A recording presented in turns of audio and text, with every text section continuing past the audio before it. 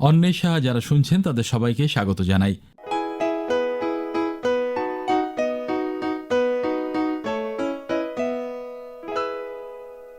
অন্বেষায় আমরা প্রত্যেক দিনই বিজ্ঞানের টুকরো খবর নিয়ে আসি, একই সঙ্গে আপনাদের শোনাই বিজ্ঞানের এমন কতগুলো কথা যেগুলো প্রত্যেক দিন আমাদের কানে আসে না।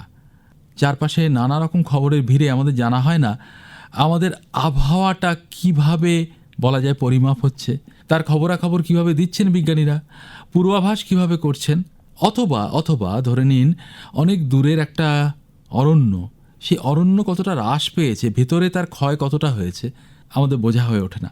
কিন্তু আজকের দিনে যে প্রযুক্তির মাধ্যমে দূর সংবেদন সম্ভব, রিমোট সেন্স করা সম্ভব, তার মাধ্যমে খুব সহজেই এগুলো বোঝা যায়। আর সে ব্যাপারে যিনি বলবেন তেমন একজন বিজ্ঞানী আমাদের সঙ্গে আছেন, তার কথা বলছি একটু পরে। আমরা প্রথমে শুনে নিই বিজ্ঞানের টুকরো খবর। জল বিশুদ্ধ রাখতে ওয়াটার পিউরিফায়ার থেকে ছড়াতে পারে সংক্রমণ। আইআইটি মাদ্রাজের সাম্প্রতিক গবেষণা ফিল্টারে জল পরিশোধনে সব ধারণাই বদলে দিল। বিজ্ঞানীদের দাবি পিউরিফায়ার কিভাবে ব্যবহার করা হবে তার ওপর নির্ভর করছে সবটা। রিভার্স অসমোসিস বা বিপরীত অভিস্রবণ প্রক্রিয়া এখন খুব জনপ্রিয়। অত্যন্ত সূক্ষ্ম পর্দার মধ্যে দিয়ে জলকে উচ্চ চাপে চালিত করা হয়। এই প্রক্রিয়ায় জলে থাকা ক্ষতিকারক পদার্থ, ভারী ধাতু বা জলে দ্রবীভূত রাসায়নিক ও অশুদ্ধি দূর হয়। তাই ফিল্টারে শোধিত এই জলে জীবাণু থাকার কথাই নয়। কিন্তু আইআইটি মাদ্রাজের গবেষকেরা চেন্নাইয়ের ২৬২টি বাড়ির ফিল্টারের নমুনা থেকে ৮১টির মধ্যে ইকোলাই ব্যাকটেরিয়া পেয়েছেন। গবেষকদের দাবি, ফিল্টার যদি সময় মতো পরিষ্কার না করা হয় তাহলে এর ভিতরে জীবাণু সংক্রমণ হতে পারে। দেখা গিয়েছে আরও ফিল্টারে বেশিরভাগ সময়ই জল সম্পূর্ণ পরিশোধিত হয় না। ১০ লিটার জল পরিশোধন করে সেখান থেকে পরিশোধিত জল পাওয়া যায় মাত্র ৩ লিটার, আর বাকি ৭ লিটার জলে বেশি মাত্রায় ধাতু মিশে তা বাইরে বেরিয়ে আসে। টানা এমন ফিল্টার ব্যবহার করা স্বাস্থ্যকর নয় বলেই দাবি গবেষকদের। আরও পরিশ্রুতিতে জলে মিশে থাকা অশুদ্ধির সঙ্গে উপকারী প্রাকৃতিক খনিজও অনেক সময় নষ্ট হয়। তাই এই ধরনের ফিল্টার ব্যবহার করলে নিয়ম মেনে করতে হবে। নির্দিষ্ট সময় অন্তর তা জীবাণুমুক্ত করার কাজটা করতে হবে। সবচেয়ে ভালো ছোটদের জল ফুটিয়ে খাওয়ালে। উচ্চ তাপে জল ফোটালে তাতে কোনো জীবাণু থাকে না। বিজ্ঞানের খবর শুনলেন। আমরা রয়েছি সাপ্তাহিক বিজ্ঞান পত্রিকা অন্বেষায়। আমরা বাড়িতে হাতে একটা রিমোট রাখি কেন? সেটা টিভি চালানোর জন্য। অনেক সময় দূরে যে কম্পিউটার রয়েছে তার জন্য আমরা রিমোট ব্যবহার করি, আরও অনেক কিছুর জন্য করি। কিন্তু এই রিমোট ব্যাপারটাকেই আমরা যদি অন্য আরও বড় কাজে ব্যবহার করতে চাই তাহলে দরকার হতে পারে একটা স্যাটেলাইট, দরকার হতে পারে সেই স্যাটেলাইট থেকে সংকেত নেওয়ার জন্য একটা পরিকাঠামো, এবং অবশ্যই দরকার হতে পারে সেই সব বিজ্ঞানীদের যারা পুরো পরিকল্পনাটা ছকে পুরো সফটওয়্যারটা রচনা করে আমাদের সামনে হাজির করবেন তথ্যগুলো। আজকে স্টুডিওতে আমাদের সঙ্গে রয়েছেন ডক্টর দিব্যেন্দু দত্ত, যাকে আমি পরিচয় করাবো এইভাবে। একজন মহাকাশ বিজ্ঞানী, ইন্ডিয়ান স্পেস রিসার্চ অর্গানাইজেশন অর্থাৎ ভারতীয় মহাকাশ গবেষণা সংস্থার তিনি প্রাক্তন জেনারেল ম্যানেজার। আরও একটু নির্দিষ্ট করে বললে, যেহেতু আজকের বিষয়টা রিমোট সেন্সিং, তিনি RRSC regional remote sensing centre কলকাতায় দায়িত্বে ছিলেন। তাকে স্বাগত জানাই আমাদের অনুষ্ঠানে। প্রথমে আমরা শুরু করব এমন একটা বিষয় দিয়ে যেটা আমাদের খুব পীড়িত করছে। চারপাশে প্রচুর গরম, এয়ার কন্ডিশনিং মেশিন বন্ধ হচ্ছে না। এই তাপপ্রবাহ অনেকের কাছেই মনে হচ্ছে অভূতপূর্ব, অনেকের কাছে মনে হচ্ছে না, অনেকের কাছে মনে হচ্ছে আকস্মিক। আবার যারা জানেন তারা বলছেন না না, কে বলেছে আকস্মিক, আমরা তো জানতাম এটা আসবে। এই জায়গা থেকে আপনার সঙ্গে আলাপটা আমরা শুরু করতে চাই। আপনি রিমোট সেন্সিং করেছেন, বৃহৎ আয়োজনের সঙ্গে যুক্ত থেকেছেন। আমাদের একটু বলুন তো, আজকে যে তাপপ্রবাহ চলছে এটা কি আগে থেকেই জানা ছিল? হ্যাঁ, একদম খুব ভালো একটা প্রশ্ন আপনি করলেন, কারণ একদম বাস্তব। এবং এই যে দাবানল বা এই যে তাপ প্রবাহে আমরা সবাই ভুগছি, এবার বলি যে এটা কিন্তু খুব একটা কিছু অস্বাভাবিক ঘটনা নয়। কারণ ডিসেম্বর মাসে গত বছরে কিন্তু জানা গিয়েছিল যে এইরকম একটা সাংঘাতিক তাপপ্রবাহ হবে, যেটাকে বিজ্ঞানীরা বলছেন যে এক্সট্রিম এল নিনো। এইবার প্রশ্ন হচ্ছে যে কি করে জানছি? এইখানে চলে আসে সুদূর সংবেদনের ভূমিকা। সুদূর সংবেদনে কি হয়, আমাদের যে স্যাটেলাইট আছে সেটা করে কি, যেটা আমাদের সেন্ট্রাল বা যে ইস্টার্ন প্যাসিফিক যে ওশান আছে সেটার কন্টিনিউয়াসলি টেম্পারেচারটাকে সে মনিটর করছে, এবং যখনই দেখা যায় যে কনজিকিউটিভ 5টা পিরিয়ডে তার যে টেম্পারেচার সেটা 0.5 ডিগ্রির ওপরে চলছে, তার মানে সেটা ধরা হয় যে সেই জায়গাটাতে একটা এল নিনোর স্থিতি হবে। আর ঠিক উল্টো দিকে যদি বলি যে -0.5 ডিগ্রি এরকম যদি তার একটা অ্যানোমালি বা পরিবর্তন আসে, যে একটা দীর্ঘকালীন গড় যে একটা সংখ্যা তার থেকে, তাহলে তখন সেটাকে বলা হয় যে সেটা লা নিনা, মানে উল্টোটা হবে, সেখানে অনেক বৃষ্টি হবে, বর্ষা বেশি হবে, এবং সেটা আমাদের পক্ষে হয়তো ভালো কৃষিপ্রধান দেশের। তো এই যে ব্যাপারটা, এটা কিন্তু বেশিরভাগ এই যে এল নিনো ঠিক করা হয় সেটা হচ্ছে সি সারফেস টেম্পারেচার, মানে সমুদ্রতলের উপরের যে তাপমাত্রা। এবারে তাপমাত্রাটা কে দেবে? একটা বিশাল অংশ এটা যদি আমি দেখি নিরক্ষীয় অঞ্চলের যে প্রশান্ত মহাসাগর আছে, প্রায় 5 ডিগ্রি নর্থ থেকে 5 ডিগ্রি সাউথ, আর এদিকে 120 ডিগ্রি থেকে 170 ডিগ্রি ওয়েস্ট, একটা বিশাল এরিয়া। স্যাটেলাইট কি করছে, সমানে কিন্তু এই জায়গার পরিমাপ করছে এই টেম্পারেচারটার, এবং করার পরে সেখান থেকে একটা ইন্ডেক্স ডেভেলপ করে, সূচক, যেটা থেকে তারা যেটা বলে যে এল নিনো ইন্ডেক্স বা নিনো ইন্ডেক্স বলে, সেইটা ওরা পরিমাপ করে। তো আচ্ছা, এইখানে একটু থামিয়ে যদি আপনাকে জিজ্ঞাসা করতে পারি, এই যে এল নিনো বা লা নিনা, আমরা ছোটবেলায় পড়েছিলাম এগুলো সামুদ্রিক প্রবাহ, একটা অত্যন্ত উষ্ণ করে তোলে, এবং এটাকে আমরা যখন পড়েছিলাম তখন মনে আছে দক্ষিণ আমেরিকার প্রেক্ষিতে আমাদের কাছে বর্ণনা করা হয়েছিল। তার মানে কি সেটা সেই প্রবাহ, সেটাই পরিবর্তনটা ঘটায়? এল নিনো অ্যাকচুয়ালি অনেকগুলো হয়, একটা নয়। তো আমরা যেটা বলি এল নিনো 3.14টা আমরা মানি, যেটা মানে আমাদের ভারতবর্ষে সবথেকে প্রভাব ফেলে এইটাই, যে জায়গাটা আমি বললাম। তো এরকম যে সমুদ্রের যে তাপমাত্রা, এটা নানান জায়গায় কিন্তু এরকমভাবে অ্যানোয়ালি যেটা বলি আমরা, যে স্বাভাবিক যেটা গড় যে তাপমান তার থেকে ওপরে বা নিচে অনেক জায়গায় হয়। কিন্তু এই যে জায়গাটা আমি বললাম, যেটাকে এল নিনো 3.14 হিসাবে জানা হয়, সেটাই কিন্তু ভারতে সবথেকে বেশি আমাদের প্রভাব মানে ফেলে, বৃষ্টিপাতের দিক দিয়ে, তারপরে তাপমাত্রার দিক দিয়ে। তো আমরা 3.14 এল নিনোটাকেই আমাদের ইন্ডিয়ার জন্য স্ট্যান্ডার্ড মানি সবসময়তে। না, এর কোনো নির্দিষ্ট ভৌগোলিক অঞ্চল আছে নাকি? ভৌগোলিক অঞ্চল নিশ্চয়ই আছে, সেটা হচ্ছে যে নিরক্ষীয় যে সাগর, প্রশান্ত মহাসাগর, তার 5 ডিগ্রি নর্থ থেকে 5 ডিগ্রি সাউথ, আচ্ছা, আর হচ্ছে 120 ডিগ্রি থেকে 170 ডিগ্রি ওয়েস্ট লঙ্গিটিউড হচ্ছে, ইস্ট না। আচ্ছা। তো এই জায়গাটাই কিন্তু ডিসাইড করে বা ঠিক করে যে আমাদের ভারতবর্ষে যে বর্ষা কীরকম হবে বা এল নিনো অবস্থা হবে কিনা। এই বছর যেমন একটা চরম এল নিনো চলছে, কারণ 0.5 ডিগ্রির ওপরে চলে গেছে অ্যানোমালিটা, মানে খুবই সাংঘাতিক এল নিনো। এবং সেই জন্যেই আমরা সবাই, আমার মনে হয় পুরো ভারত বুঝতে পারছে যে এই বছরের তাপমান অনেক ওপরে অন্য বছরের তুলনায়। এইটুকু বলার পরে আমি যা বুঝতে পারছি, শ্রোতাদের প্রত্যাশা হবে তাহলে বলে দিন বৃষ্টিটা কবে আসবে। কিন্তু আমরা ঠিক সেই জায়গাটা যেতে চাইছি না, আবহাওয়ার পূর্বাভাসে যেতে চাইছি না। আমরা বরং একটু এই রিমোট সেন্সিংয়ের যে কারিকুরি সেটার মধ্যে প্রবেশ করি। ডক্টর দিব্যেন্দু দত্ত, তিনি পরিচিত একজন রিমোট সেন্সিং বিশেষজ্ঞ হিসেবে। তো আমরা ফিরে যেতে চাই আপনার শুরুর প্রজেক্টের দিনে। আমরা আসবো শ্রোতা বন্ধুরা, আমরা আবারও আসবো এল নিনোতে, আবারও বলবো এই কথা। কিন্তু আপাতত জানতে চাই যে যখন ডক্টর দিব্যেন্দু দত্ত একজন তরুণ বিজ্ঞানী, তরুণ বিশেষজ্ঞ, তখন তিনি প্রথম কোন প্রজেক্টে যুক্ত হলেন, কিভাবে সেটা হলো? দেখুন, আমি ভারতের যে মহাকাশ অনুসন্ধান সংস্থান, সেটাতে দিল্লি থেকে পিএইচডি করার পরেই আমি 1992 সালে জয়েন করি। এবং প্রথমে জয়েন করার পরে নিঃসন্দেহে আমার অভিজ্ঞতা অতটা ছিল না, এবং আমার যারা সাথী সবার সাথে মিলে একসাথে কাজ শিখি। কারণ আমাদের ইসরোতে একটা কালচার আছে যেটা বলে টিম স্পিরিট এবং টিম কালচার। এখানে আলাদা করে কোনো ট্রেনিং দেওয়া হয় না, এবং সবাই মিলে একসাথে করে আমরা শিখি। তো ফিরে আসি, আপনি যেটা জিজ্ঞেস করলেন, আমাদের সেই সময়তে একটা খুব নামকরা স্যাটেলাইট হলো, যেটার নাম ছিল যে IRS satellite, Indian remote sensing satellite, first generation satellite.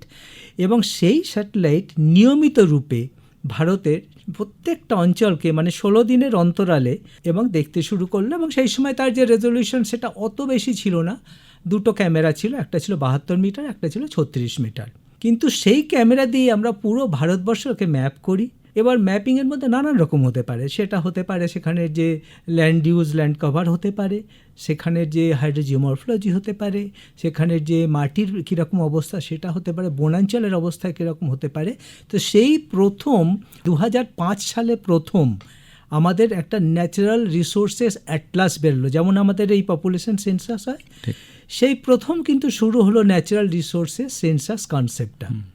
কিন্তু কি হয় না, সেই সময় ক্যামেরাগুলো ছিল মানে এত ফাইন রেজলিউশনের তো ইমেজ দিত না, 36 মিটারের একটা পিক্সেলের সাইজ। ধীরে ধীরে আমরা যে পরিবর্তন দেখলাম, এরপরে গেল IRS 3 সিরিজ, তারপর মাঝখানে ছিল 2 সিরিজ, এবং ধীরে ধীরে রেজলিউশনটা উন্নতি ঘটতে আরম্ভ করলো। এইখানে একটু থেমে শ্রোতা বন্ধুদের একটু বলার চেষ্টা করি যে এই যে রেজলিউশন, এই যে বিশ্লেষণী ক্ষমতা ডক্টর দিব্যেন্দু দত্ত বলছেন, তার মানেটা এইরকম যে আমি যে ছবিটা তুললাম সেই ছবির একটিমাত্র একক, ছোট্ট একটি জায়গা, সেটা কতটা বড় অঞ্চল, মূল অঞ্চলের কতটা বড় এলাকাকে সূচিত করতে পারে। উনি যেটা বলছেন IRS সম্পর্কে, যে একটা ছোট পিক্সেল 36 মিটার জায়গাকে সূচিত করে, এটাতে বিজ্ঞানীরা সন্তুষ্ট নন। তারা চান 36 মিটার কেন, 3 মিটারে চলে আসুক, তাহলে আরও ছোট জায়গাকে উপর থেকে ছবির মাধ্যমে বুঝতে পারবো। সেই জায়গাটায় উনি অগ্রসর হচ্ছেন। একদম খুব সুন্দরভাবে আপনি যুক্ত করলেন আমাকে। তো এরপরে যেটা হলো যে 36 মিটারে যখন আমরা ম্যাপ করলাম, তখন যে সমস্যাটা হলো যে ফিল্ড লেভেলে বা আমরা যখন মাঠে মানে কার্যকরী লেভেলে যখন সেটাকে ইমপ্লিমেন্ট করতে যাই, তখন সেটা হয় না, কারণ সেটা অনেক বড় স্কেলের হয়ে গেল। এরপরে স্যাটেলাইটেরও সেই একসাথেই তার রিসার্চ হয়, নতুন ধরনের সেন্সর ডেভেলপ করতে করতে এরপরে এলাম আমরা 23 মিটার, যেটা IRS 3 বলা হয়। 23 মিটার দিয়ে যখনই নতুন স্যাটেলাইট হয়, সেন্সার হয়, আমরা আবার নতুন করে ম্যাপিং করি। সবাই বললো যে এটা আগের থেকে অনেকটা ভালো, প্ল্যানিংয়ের পক্ষে ভালো, কিন্তু ফিল্ড লেভেলে হয়তো কাজ করার পক্ষে ততটা সুটেবল নয়। এরপরে আমরা এলাম 2022-এ এসে, তখন আমরা 5.6 মিটারে এলাম। 5.6 মিটার দিয়েও বললো যে হ্যাঁ অনেকটা ভালো কার্টোগ্রাফির পক্ষে বা যে টাউন প্ল্যানিংয়ের পক্ষে, এগুলো খুবই সুন্দর।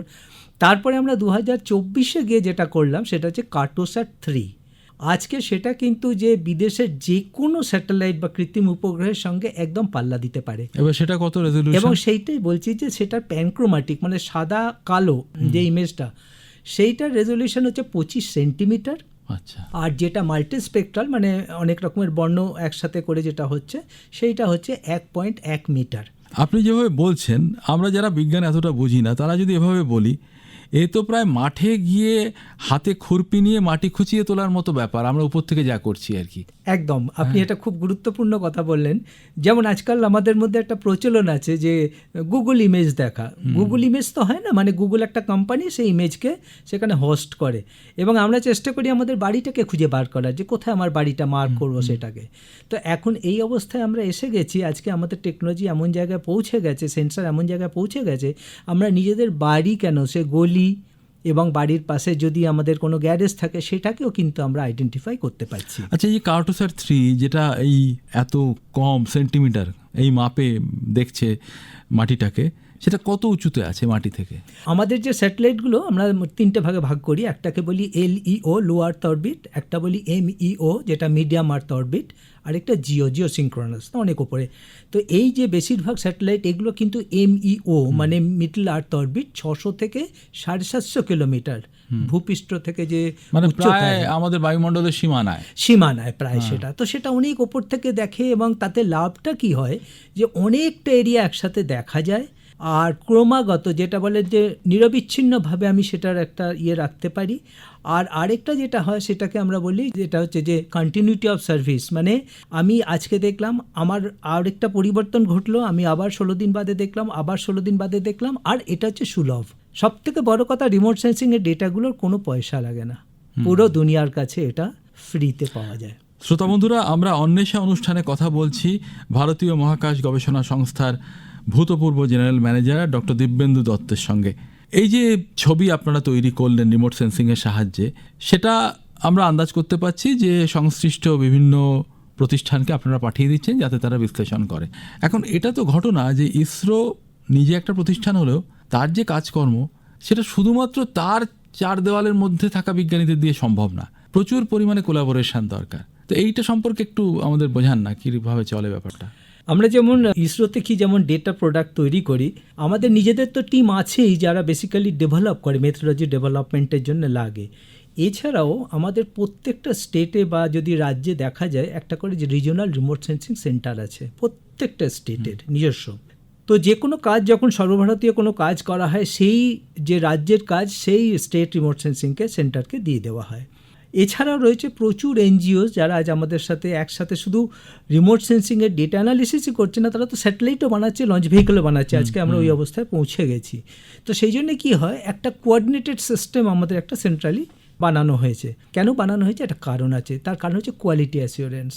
যখন আমি পুরো ভারতের একটা নকশা বা কোনো ম্যাপ বা কোনো অ্যানালিসিস প্রোডাক্ট বানাচ্ছি, আমাকে অ্যাসিওর করতে হবে যেটা কোয়ালিটি, যে কোয়ালিটি মেনটেন করছে কিনা। কারণ যেহেতু এতজন মিলে করছে, সম্ভব যে কোয়ালিটির একটু হবে। তো এটা আমাদের একটা রিগরাস টেস্ট চলে প্রায় 3-4 মাস ধরে। যখন কোয়ালিটির স্ট্যান্ডার্ডে কোয়ালিফাই করে তখন আমরা সেটাকে ন্যাশনাল রিপোজিটরি, যেটা আমাদের একটা গেটওয়ে আছে যেটাকে আমরা বলি ভুবন, যেটা আমাদের গেটওয়ে বলা হয়, ডেটা গেটওয়ে, সেই গেটওয়ে দিয়ে এই প্রোডাক্টগুলোকে তখন সমস্ত সাধারণ মানুষের জন্য এটা পাঠিয়ে দেওয়া হয়। সেখানে রিসার্চার ইউজ করতে পারে, অ্যাকাডেমিশিয়ান ইউজ করতে পারে, বৈজ্ঞানিকরা ইউজ করতে পারে। তো এইটা হচ্ছে আমাদের প্রসিজার, যে একা তো আমি করতে পারবো না, আমার এই কটা লোক নিয়ে আমি কী করে করবো সারা ভারতের কাজ। আর আপনি যেটা বললেন, যত রেজলিউশন হাই হবে তত ভলিউম অফ ওয়ার্কটা বেড়ে যাচ্ছে, তত গুণ বেড়ে যাচ্ছে। তো সেই জন্য আমরা সবাই মিলে করি, একসাথে করে। এইখানে আবার আমরা ফিরে আসি যেটা দিয়ে শুরু করেছিলাম, যে ধরুন আমরা জানতে চাই কবে গরমটা খুব বেড়ে যাবে, কবে বৃষ্টি আসবে, কবে বৃষ্টি অতিরিক্ত হয়ে পড়বে, ইত্যাদি ইত্যাদি। এখন তার জন্য আলাদা প্রতিষ্ঠান রয়েছে, ইন্ডিয়ান মেটিওরোলজিক্যাল অর্গানাইজেশন রয়েছে, তারা আপনাদের তথ্য ব্যবহার করছে। কিন্তু এখানে একটা প্রশ্ন, একই সঙ্গে তারা অন্যান্য তথ্য ব্যবহার করছে, সেক্ষেত্রে কতটা স্বনির্ভরতা এসেছে, মানে দেশীয় প্রযুক্তি, দেশীয় তথ্য কতটা তারা নিচ্ছে? দেখুন, এখানে কি হয়, যখনই আমরা কোনো ওয়েদার ফোরকাস্টিং হোক বা ক্লাইমেট অ্যানোমালি বলি আমরা, এটা কিন্তু আমরা শুধু স্যাটেলাইট ডেটা ইউজ করি না, এটার সাথে কিন্তু আমাদের থাকে নিউমেরিক্যাল ওয়েদার প্রেডিকশন, মানে দীর্ঘকালীন যে ডেটা, সেই ডেটাটাও কিন্তু অ্যানালিটিক্সে নেওয়া হয়। তো আজকাল যে একটা কনসেপ্ট এসছে যেটা বলে ডেটা অ্যাসিমিলেশন, মানে স্যাটেলাইটের ডেটা থাকবে, গ্রাউন্ডের ডেটা থাকবে, নিউমেরিক্যাল ওয়েদার প্রেডিকশনের ডেটা থাকবে, যাতে করে আমি যে প্রেডিকশন দেবো বা যে পূর্বাভাসটা দেবো সেটা যেন খুব সঠিক হয়, নানা দিক থেকে তথ্য, নানা দিক দিয়ে তথ্য। তো এক্ষেত্রে কি হয়, কিছু কিছু ক্ষেত্রে, যেমন ধরুন এই সাইক্লোন এই আসছে, হয়তো মে মাসের শেষে বা জুন মাসে আমাদের তো ফেস করতেই হয় 3-4টে সাইক্লোন। এই সাইক্লোনের পূর্বাভাসটা কিন্তু স্যাটেলাইট নিখুঁতভাবে দেয়, এবং যখন সেটা সৃষ্টি হচ্ছে, যখন কিছু দেখা যাচ্ছে না, কেউ বুঝতে পারছে না, সেই সৃষ্টি থেকে কিন্তু রিমোট সেন্সিং বুঝতে পেরে যায় যে হাওয়াটা কোন দিকে ঘুরছে, কিভাবে ঘুরছে, হাওয়ার গতিবেগ কোন উচ্চতায় কতটা। সেইখান থেকে শুরু হয়, তারপরে শুরু হয় যখন সাইক্লোন ফর্ম হলো, তারপরে তার ট্র্যাকিং হচ্ছে, তার গতিবেগ সে কোন দিকে যাচ্ছে। এবং আপনি আশ্চর্য করবেন শুনলে যে আজকাল প্রায় 12 কিলোমিটার অ্যাকিউরেসিতে কোথায় ল্যান্ডফল হবে, কখন হবে, সেইটা কিন্তু 3 দিন আগে থেকে বলে দেওয়া হচ্ছে। তো তাতে করে কী হচ্ছে, একটা যে জানহানি, যেটা আমরা জানি যে 1999-তে ওড়িশার সুপার সাইক্লোনে প্রায় 10,000 লোক মারা গিয়েছিল, এখন দেখবেন যে প্রাণহানির সংখ্যা কিন্তু ভীষণ কমে গেছে। উড়িষ্যা নিজেই শিক্ষা নিয়ে পরবর্তী ধাপে তারা আর হতে দেয়নি ব্যাপারটা। এটা কিন্তু সেই প্রশ্নটা রয়ে গেল যে এই সুন্দর ব্যাপারটা যে করা সম্ভব হচ্ছে, সেটা কি পুরোটাই ভারতীয় তথ্যের উপর নির্ভর করে, নাকি এখনো আমাদের দরকার হয় বিদেশি তথ্য? না, আমাদের কি হয়, এখন আমাদের কাছে 5খানা স্যাটেলাইট এই মুহূর্তে রয়েছে, ওয়েদার স্যাটেলাইটস। তো এই ওয়েদার স্যাটেলাইটগুলো দিয়ে যে ডেটা দিচ্ছে আমাদের পক্ষে যথেষ্ট, আর আমাদের বাইরের ডেটা দরকার নেই। কেউ যদি ইউজ করতে চায় করতে পারে, কারণ ডেটা তো ফ্রি, ডেটা কোনো নেই, স্যাটেলাইট ডেটা পয়সা লাগে না। তো এখন যেটা হয়, IITM পুনেতে একটি অর্গানাইজেশন আছে, তারা এবং IMD যৌথভাবে করে কি, এই যে আমাদের যে ইন্ডিয়ান রিমোট সেন্সিং স্যাটেলাইটের ডেটা, স্পেশালি ইনফ্রারেড মানে অবলোহিত যে সমস্ত ইমেজগুলো আসছে, অথবা ভিজিবল যেটা অ্যালবেডো ডেটা আসছে, এইগুলোকে অ্যাক্টিভলি ইউজ করে, কারণ এটা হচ্ছে বেজ। একটা ছোট্ট কথা বলে গেলেন, অ্যালবেডো ডেটা, তার মানে প্রতিফলন থেকে আসা যে তাপমাত্রার সূচক বা ইত্যাদি, এগুলো বলা যেতে পারে। এগুলো মানে প্রত্যেকটা জিনিস জরুরি হয়ে যাচ্ছে। অ্যাবসলিউটলি। যেমন ধরুন, আমি একটু আপনার সময় নিচ্ছি, যে মেঘের ক্ষেত্রে আমরা মেঘের দুটো জিনিস দেখি স্যাটেলাইট দিয়ে। একটা হচ্ছে তাদের যে প্রতিফলন ক্ষমতা, যদি প্রতিফলন খুব বেশি হয় মানে সেটা অনেকটা এরিয়া নিয়ে একটা খুব ঠিক মানে মোটা একটা ইয়ে। আরেকটা যেটা দেখি আমরা, যেটা মেঘের ওপরে টেম্পারেচার, যেটাকে ইংরেজিতে বলে ক্লাউড টপ টেম্পারেচার, এটা যত কম হবে তত আপনার যে বৃষ্টির যে ইন্টেন্সিটি বা তীব্রতা তত বেশি হবে। তো এই দুটোকে আমরা একটা থার্মাল দিয়ে মেপে নিলাম, একটা অপটিক্যাল সেন্সর দিয়ে আমরা মেপে নিলাম, দুটো দিয়ে আমরা মেপে নিলাম। আচ্ছা, তার মানে আপনি বলছেন যে এই যে ফ্যাক্টরগুলো, এই ফ্যাক্টরগুলো অনেক সংখ্যায় অনেক, এবং সেগুলো সিনথেসাইজ করে বা সংশ্লেষ করে আপনারা সিদ্ধান্তে পৌঁছচ্ছেন। তবে সিদ্ধান্তটা কি ইসরো নিজেই দেয়, নাকি সিদ্ধান্ত ছেড়ে দেয় আইএমএর উপর, আবহাওয়া দপ্তরের উপর? না, ইসরো কখনোই সিদ্ধান্ত ব্যাপারে দেয় না, কারণ ইসরোর প্রধান কাজ হচ্ছে স্যাটেলাইট সেন্সার যেমন আইএমডি বা আইআইটিএম চায় তৈরি করা, এবং ডেটাকে যে হচ্ছে গ্রাউন্ড রিসিভ করে ডিসেমিনেট করে দেওয়া, বা হয়তো কিছু প্রিলিমিনারি যে সমস্ত কারেকশনসগুলো আছে সেগুলো করে দেওয়া। এরপরে কিন্তু সমস্ত কাজ হয় আইআইটিএম এবং আইএমডিতে। তারপরে কিন্তু ইসরোর ঘরোয়া রিসার্চ চলে। আমাদের একটা অ্যাটমসফিয়ারিক সায়েন্স ডিপার্টমেন্ট আছে, সেখানে পুরো অ্যাটমসফিয়ারিক সায়েন্সের কাজ হচ্ছে, কিন্তু যে পাবলিকের সাথে যে ইন্টারাকশনস যেটা হচ্ছে বা পাবলিকের জন্য যে আউটপুট বা যে সমস্ত শর্ট টার্ম যে সমস্ত ইয়েগুলো অ্যালার্ম বা ওয়ার্মগুলো দেওয়া হচ্ছে সেগুলো সমস্ত আইএমডি করে। তার মানে আপনি বলছেন যেটা, যে Indian institute of tropical meteorology, যেটা পুনের কথা বললেন, বা এরকম প্রতিষ্ঠান, তাদের দায়িত্ব হচ্ছে এগুলো জানানো। এগুলো খুব সুন্দর, মানে আমাদের কাছে এতটা তথ্য সবসময় থাকে না, আমরা যখন বুঝতে পারি তখন যেন আরও ভালো লাগে, আরও জানতে ইচ্ছে করে। যেমন একটা কথা জানার খুব মাঝে মাঝেই আগ্রহ হয় যে অরণ্য, আমরা শুধু উষ্ণতা এখন বেশি বলে দাবানলের কথা বলছি না, আমরা অরণ্যের পরিমাণের কথাই বলছি। এই যে অরণ্য যদি একটা ঘন অরণ্য হয়, এবার ধরা যাক কোনো কারণে তার ভেতরের অংশতে কাঠ কাটা হচ্ছে বেআইনিভাবে, অথবা কোনো প্রাকৃতিক কারণে শেষ হয়ে যাচ্ছে অংশটা, বাইরে থেকে বোঝা যায় না, মাটিতে দাঁড়িয়ে সেটা বোঝা যায় না অরণ্যের ভেতরে কি হয়েছে, তখন তো রিমোট সেন্সিং একমাত্র পথ। আমাদের একটু উদাহরণ দিয়ে বলবেন এই জায়গাটায় রিমোট সেন্সিং কেমনভাবে কাজে লাগে? এর দুটো ব্যবহার তাহলে আমি বলবো। প্রথম যেটা হচ্ছে একটা নিয়মিত ব্যবহার, যেটা হচ্ছে ফরেস্টের ভেতরে বা অরণ্যে কোনো জায়গায় আগুন লেগেছে কিনা, যেটা একটা অ্যাক্টিভ সিস্টেমই আছে, যেটা ফরেস্ট ফায়ার অ্যালার্ম সিস্টেম বলে, এবং সেটা ইন্ডিয়াতে ইমপ্লিমেন্ট করা আছে। কোনো বনাঞ্চলে আগুন লাগলেই সেটা সঙ্গে সঙ্গে স্যাটেলাইট ধরে ফেলবে এবং সেটা মেসেজ দেবে যে কোন কোঅর্ডিনেট বা কোন অক্ষাংশ দ্রাঘিমাংশ থেকে এই ঘটনাটা ঘটছে। তো এটা রেগুলার ঘটনা, যেটা পলিউশন কন্ট্রোল বোর্ডও এটাকে করছে দুটো কারণে। একটা হচ্ছে বনের ক্ষতি, আরেকটা হচ্ছে যে এটা পরিবেশ দূষণ করে। আচ্ছা, এবার দ্বিতীয়টাতে ফিরে আসি। একটা এক্সাম্পল দিয়েই বলি আপনি, যেমন যখন আইলা হলো, আইলা যে ঘূর্ণিঝড়টা হলো, আর সিডার তার আগে হয়েছিল 2008-এ, সেই সময় কিন্তু সুন্দরবনের একটা ভারতীয় যে সুন্দরবন, তার একটা বিশাল অংশের প্রচুর ক্ষতি হয়, প্রচুর গাছ পড়ে যায় এবং সেটা মাটিতে মিশে যায় এবং ভিতরটা প্রায় খালি হয়ে গিয়েছিল। তো সেই সমস্ত ঘটনাগুলো কিন্তু ভারতের যে রিমোট সেন্স স্যাটেলাইট দিয়ে ধরা পড়ে, এবং আমি নিজে ব্যক্তিগতভাবে পুরো অ্যানালিসিস করে যে কতখানি নোকসান হয়েছে এবং তারপরে তার রিকভারি কতটা হয়েছে, তারপরে আমি 1 বছর স্টাডি করেছিলাম যে রিকভারি কতটা হয়েছে। এই ধরনের স্টাডিগুলো আমরা আজকাল যে কোনো ফরেস্টেই, যেখানেই কোনো রকম দুর্যোগ, প্রাকৃতিক দুর্যোগ হচ্ছে বা কিছু কারণে, এছাড়াও ধরুন আজকাল একটা নতুন সমস্যা হয়েছে যেটা পারভেসিভ স্পিসিস বলে, মানে যেটা সেই জায়গায় হওয়া উচিত নয় কিন্তু সেই ধরনের কিছু জংলা ছড়িয়ে পড়ছে, যেটা কিন্তু আমাদের যেমন সুন্দরবন এলাকায় এটা ক্ষতি করছে কিন্তু। তো এই ধরনের যেগুলো বাইরে থেকে আসা অবাঞ্ছিত স্পিসিস, সেটাও কিন্তু আমরা আইডেন্টিফাই করছি যে এই জায়গাগুলো এটা কিন্তু ডমিনেট করতে চলেছে। তো আমাদের সতর্ক হতে হবে। সেখানকার গাছ নয়, কিন্তু ঢুকে পড়ে হু হু করে অন্য গাছের জায়গা নিয়েছে, যেটা কিন্তু সুন্দরবন বা যে প্রাকৃতিক যে আমি বলবো যে বাস্তুতন্ত্রের পক্ষে একেবারেই ভালো নয়। এইগুলোই আমাদের কাছে খুব আকর্ষণীয়। যেমন এই আয়লার কথা বললেন, আমফানের কথা বললেন, আমাদের কাছে একটা জিনিস মনে হয় যখন অরণ্যের প্রসঙ্গ আসছে, আপনি যেহেতু বললেন যে গ্রাউন্ড ডেটাও আপনাদের দরকার হয় তুলনা করে দেখার জন্য, তার মানে এই ক্ষেত্রে বন দপ্তর তাদের তথ্য আপনাদের নিশ্চয়ই নিতে হয়, না হলে আগেরটার সঙ্গে পরেরটা মেলাবেন কি করে? যখন কোর ফরেস্ট হয় তখন সেখানে ডেটা পাওয়াটা মুশকিল হয়, যেটা একদম কোর এরিয়া, কারণ ওখানে প্রচুর রিজার্ভেশনস থাকে, রেস্ট্রিকশনস থাকে, আমরা তো যেতেই পারি না, প্রশ্নই নেই। যেটা আমি বলবো যে ফ্রিঞ্জ এরিয়া, যেটা ফ্রিঞ্জ এরিয়াতে আমরা হয়তো অনেক সময় যাই, পারমিশন নিয়ে যেতে পারি, কিছু অবজারভেশন নিই, সেখানে আমরা তো বেশিরভাগটাই সাধারণত করি কি, যেটা গ্রাউন্ড ক্যামেরা দিয়ে ফটোগুলো নিই, কতটা নোকসান হয়েছে মাপার একটা চেষ্টা করি, কিন্তু সেটা অত বেশি যে সঠিক হয় সেটা আমি বলবো না, কারণ বিস্তীর্ণ এরিয়া। আচ্ছা, সেখানে দাঁড়িয়ে কাজ করতে হয়, অনেকটা 1 হাঁটু কাদা জলের মধ্যে দাঁড়িয়ে ভালোভাবে আমরা যে মাপটা করব সেটাও করতে পারি না। তো অনেকটা কিন্তু সেক্ষেত্রে আমাদের মানে স্যাটেলাইট ডেটার উপরেই নির্ভর করতে হয়। একটা মজার প্রশ্ন করি, যখন এই ধরনের জল কাদায় দাঁড়িয়ে গ্রাউন্ড ক্যামেরা দিয়ে ছবি তোলেন, কেউ প্রশ্ন করে না মহাকাশ গবেষণা সংস্থা মাটিতে নেমে এরকম কাজ কেন করছে?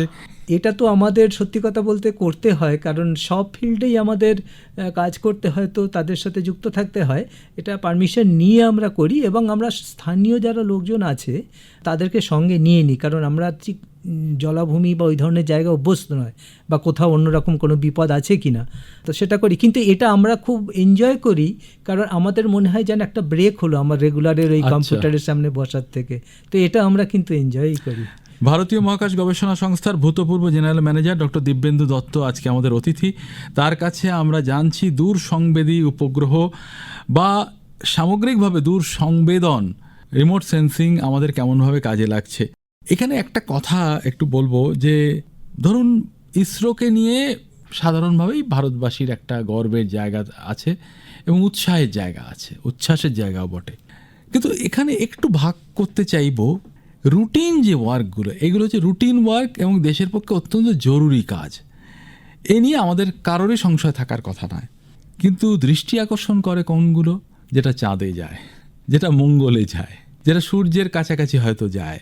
তো এইটাও তো একটা বড় ব্যাপার যে দীর্ঘদিন ধরে এই রুটিন কাজটা, যেটা আপাতভাবে ততটা আকর্ষণীয় নয়, সেটার মান বজায় রেখে, সেটার নিগড় বজায় রেখে হ্যাঁ সেটা করে যাওয়া, এ তো কম কথা নয়। আমি জানি না এর উত্তরে আপনি কি বলবেন, আদৌ উত্তর আছে কিনা এটা ঠিক। না দেখুন, সত্যি কথা বলতে যারা ইয়ং জেনারেশন হচ্ছে তারা কিন্তু বেশি উৎসাহিত বা রোমাঞ্চিত হয় যখন আমরা বলি চন্দ্রযান 3-র কথা বা মার্স অরবিটার মিশনের কথা, বা এই ধরনের যে সমস্ত, যেটা অন্তর্গ্রহ যে সমস্ত আমরা যে এক্সপ্লোরেশনগুলো করছি সেইটাতে। কিন্তু এটা কিন্তু শুধুমাত্র এক্সপ্লোরেশন নয়, এর থেকে কিন্তু আমরা অনেক কিছু শিখছি। যেমন আমি যদি কদিন আগে আর্টেমিসের কথা বলি, আর্টেমিস মানে এই নয় যে চাঁদের পাশে ঘুরে চলে এলাম, আগে ছিল এক্সপ্লোরেশন, এখন আমরা ভাবছি চাঁদে থাকার পার্মানেন্ট একটা ব্যবস্থা, এবং সেটাকে একটা গেটওয়ে করা যায় কি না। যেমন আমরা রেলওয়ে স্টেশনে দেখেছি যে এক স্টেশনে গাড়ি দাঁড়ায়, সেখান থেকে জরুরি সামগ্রী সেটার মধ্যে পূরণ করে আবার আমরা সেটা আগে চলি। এখন কিন্তু ভাবনা চিন্তাটাই পাল্টে গেছে, এবং এটা বলতেও দুবিধা নেই, আগামী দিনে হয়তো চাঁদকে আমাদের এক্সটেন্ডেড কন্টিনেন্ট হিসাবেও ঘোষণা করা হতে পারে, মানে সেই ধরনেরও পরিকল্পনার মধ্যে আছে। তো এগুলো আমাদের কিন্তু প্যারালালি চলে। হ্যাঁ, যারা এই বিষয়ে কাজ করে তাদের সঙ্গেও আমাদের খুব ফারাক নেই, কারণ সেই সেন্সার ঘুরে ফিরে সেই হচ্ছে সেন্সার। তো আমরা সেই নানান রকমের সেন্সার, এবার আমরা যদি তড়িৎ চুম্বকীয় যে স্পেকট্রামটাতে যদি দেখি, ইলেকট্রনিক স্পেকট্রামের, সেটার মধ্যে অসংখ্য জায়গা আছে যেটা নিয়ে আমরা সেন্সার বানাতে পারি, এবং প্রত্যেকটা একটা নতুন নতুন ধরনের আমাদেরকে তথ্য দেয়, যেটাকে আমরা বলি ফিঙ্গারপ্রিন্ট। তো এইবার থার্মাল রিজিয়নে যদি নিই, তাপীয় জায়গাতে, সেখানে আলাদা ফিঙ্গারপ্রিন্ট দেবে। আলট্রাভায়োলেট রিজিয়নে যদি নিই, সেখানে একটা অন্যরকম ফিঙ্গারপ্রিন্ট দেবে। তো কি হয়, আমরা সেন্সার ডেভেলপ করি, এবং কি দেখতে চাই, আমি যদি ওজন দেখতে চাই পরিবেশে, তাহলে আমাকে কিন্তু আলট্রাভায়োলেট রিজিয়নে কোনো রকম সেন্সার ডেভেলপ করতে হবে। ঠিক আছে, এইবার আমি যদি মেঘের সম্বন্ধে কিছু জানকারি চাই, তাহলে আমাকে কিন্তু থার্মালের দিকে যেতে হবে, তাপীয়। তো এইভাবে কি হচ্ছে, সেন্সার ডিজাইনিং একটা প্যারালাল বেশ বড় ধরনের সেট আপ ইসরোতে। তো সেখানে সবাই মিলেমিশে কাজ করে, সেখানে এই নয় যে আমাকে খালি একই কাজ করতে হচ্ছে বা তো আমরা কি করি, আমরা কাজের মধ্যে দিয়ে আনন্দ খুঁজে নিই, এবং প্রত্যেকে নিজস্ব রিসার্চ প্রজেক্ট আছে, যার যেদিকে স্কিল আছে। স্পেশালি এখন তো যেটা চলছে ক্লাউড কম্পিউটিং বলুন বা আর্টিফিশিয়াল ইন্টেলিজেন্স, তো ওটাতে তো আমাদের করতেই হয়, কিছু করার নেই, প্যাটার্ন রিকগনিশন, ডেটা অ্যানালিটিক্স, তো আমরা ওগুলোকে খুব এনজয় করি ইনফ্যাক্ট। এবং এই এআই নিশ্চয়ই রিমোট সেন্সিংয়ের ক্ষেত্রেও একটা বড় ছাপ রেখেছে ভীষণভাবে। এখন এআই, ক্লাউড কম্পিউটিং যদি বলেন, আর ডেটা সায়েন্স, কারণ এত ভলিউমের ডেটা আসে, এবং তার ভেতর থেকে মানবিকভাবে দেখে একটা মানুষের পক্ষে সম্ভব না কি প্যাটার্ন বা কী ধরনের অসঙ্গতি তার মধ্যে আছে সময়ের সাথে। সেই অসঙ্গতিগুলো কিন্তু এই আর্টিফিশিয়াল ইন্টেলিজেন্স থেকে আমরা খুব সহজে পেয়ে যাই। যখন পেয়ে যাই তখন আমরা বিশ্লেষণ করি যেটা কেন হলো, কী জন্য হলো, এটার কারণ কি ইত্যাদি। তো সেই জিনিসগুলো এখন কিন্তু অনেক সহজ হয়ে গেছে আগের থেকে। শ্রোতা বন্ধুরা, শুরু করেছিলাম এল নিনোর কথা দিয়ে, তারপরে ডক্টর দিব্যেন্দু দত্তের যে নিজস্ব কাজ, শুরুটা যেখান থেকে তার হয়েছিল সেইটা দিয়ে, তারপর আমরা যে কোথায় হারিয়ে গেলাম নিজেরাও বলতে পারবো না। রিমোট সেন্সিংয়ের নানা কোণায় আমরা ঘুরে বেড়ালাম, অনেকটা বুঝলাম, একেবারেই নয়, কিছুটা বুঝলাম, কিছুটা আকর্ষণ বৃদ্ধি পেল, একটা উচ্ছ্বাসও তৈরি হলো। এই উচ্ছ্বাস নিয়ে আমরা তাকিয়ে থাকবো পরবর্তী অনুষ্ঠানের দিকে। তার মানে আজকের অনুষ্ঠানের সমাপ্তি এখানেই, কেননা ঘড়ি চোখ রাঙাচ্ছে। ফলে আমরা বিদায় নেব আমাদের অনুষ্ঠান থেকে। ডক্টর দিব্যেন্দু দত্ত, মহাকাশ গবেষণা সংস্থা, ভারতীয় যে সংস্থা আমাদের গর্বের একটা বস্তু ইসরো, তার ভূতপূর্ব জেনারেল ম্যানেজার, তিনি আজকে আমাদের সঙ্গে বললেন তার নিজের জায়গা নিয়ে, তার নিজের গবেষণার জায়গা নিয়ে এবং ইসরো কী করছে, কেমন অবদান রাখছে সেটা তুলে ধরলেন। আমরা ধন্যবাদ জানাই তাকে, কিন্তু এই ধন্যবাদের অর্থ হচ্ছে আপনার সঙ্গে আবার কবে দেখা হচ্ছে তার আগ্রহটাই বড়। ভালো থাকবেন, নমস্কার। নমস্কার, ধন্যবাদ।